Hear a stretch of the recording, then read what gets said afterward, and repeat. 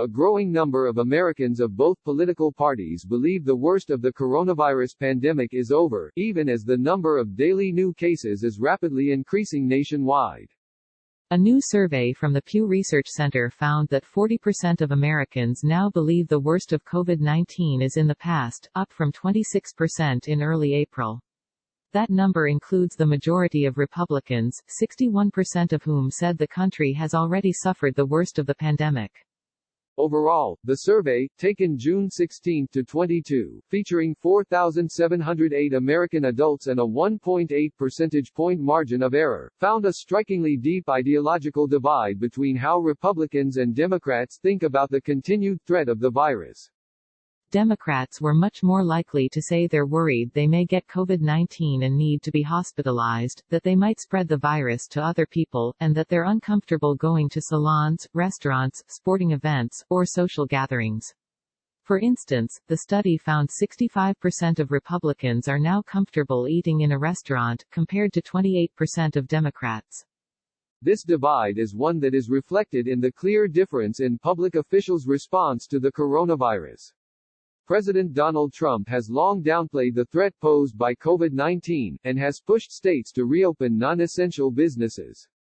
That push was, until recently, widely embraced by his allies at the state level. Some states with Republican governors, however, like Texas and Florida, have begun to scale back those reopenings amid increasing case counts. Many Democrats, on the other hand, have argued for a more cautious reopening, with some, like House Speaker Nancy Pelosi and presumptive Democratic presidential nominee Joe Biden, arguing for mandating the wearing of masks in public. Beyond partisan leanings, the study also found a racial divide in current attitudes on COVID-19, with Black and Latinx Americans more likely to fear infection than white Americans. 63 and 73% of Black and Latinx Americans, respectively, said they were at least somewhat concerned they would become infected and require hospitalization. 43% of white Americans said they had the same fear.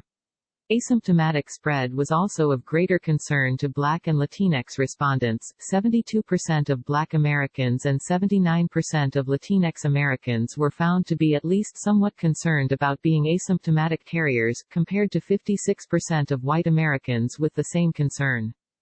These findings reflect the work of multiple other studies showing that people's political beliefs are one of the largest indicators of how they respond to the pandemic, as well as data and analyses that show Americans of color are more likely to be infected and die of COVID-19 than white Americans. The study also revealed that Americans are increasingly united in one thing: they're less scared now than they were in April. Americans still have a lot of cause for concern, however. After nearly 2 months of declining coronavirus cases across the U.S., cases have skyrocketed again over the last 2 weeks. Between June 22 and 26, the country went from having fewer than 25,000 new cases per day to more than 45,000. Friday, the U.S. recorded its greatest one-day increase in confirmed cases, documenting 45,498 new cases, according to the New York Times. States like Arizona, Florida, and Texas and others throughout the South have been among the hardest hit.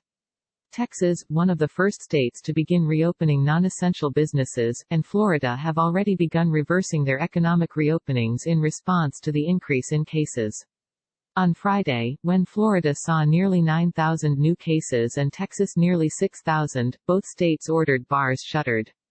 As Vox's German Lopez has explained, many states never actually controlled their outbreaks before reopening sectors of their economy. The public was sent back into offices, restaurants, bars, and salons nationwide as the coronavirus was still circulating in their communities, leading to rising cases. It's a situation that didn't have to be, Jamie Slaughter-Acey, an epidemiologist at the University of Minnesota, told Lopez, adding that states failed to be proactive with respect to mitigating the COVID-19 pandemic and to help normalize culture to adopt practices that would stem the tide of transmissions as well as the development of COVID-19 complications. Not all states have begun to see a spike in new infections. Many of the states hit the hardest in the beginning of the pandemic, such as New York, New Jersey, and Connecticut, have been spared the increases. While this could be attributed to a number of factors, epidemiologists believe these states have avoided large new caseloads by implementing strict social distancing policies and by promoting the wearing of masks. As Lopez reports, what's most important, experts say, is taking reopenings slowly. Because of the way the coronavirus manifests in humans, it can take 2 weeks, if not longer, to see the impact of any one change in policy. Many experts recommend states be prepared to rapidly reintroduce restrictions when they see cases spike. Lauren Myers, a mathematical biologist at the University of Texas Austin, told Lopez, "Relax things bit by bit, and see if it's working. If we relax a few measures, we watch the data for a few weeks, if it's not going up, maybe we can relax a bit more." For now, however, the figures suggest it is not yet time to relax, and that the worst is not behind the U.S. Support Vox's explanatory journalism. Every day at Vox, we aim to answer your most important questions and provide you, and our audience around the world, with information that has the power to save lives. Our mission has never been more vital than it is in this moment, to empower you through understanding. Vox's work is reaching more people than ever, but our distinctive brand of explanatory journalism takes resources, particularly during a pandemic and an economic downturn.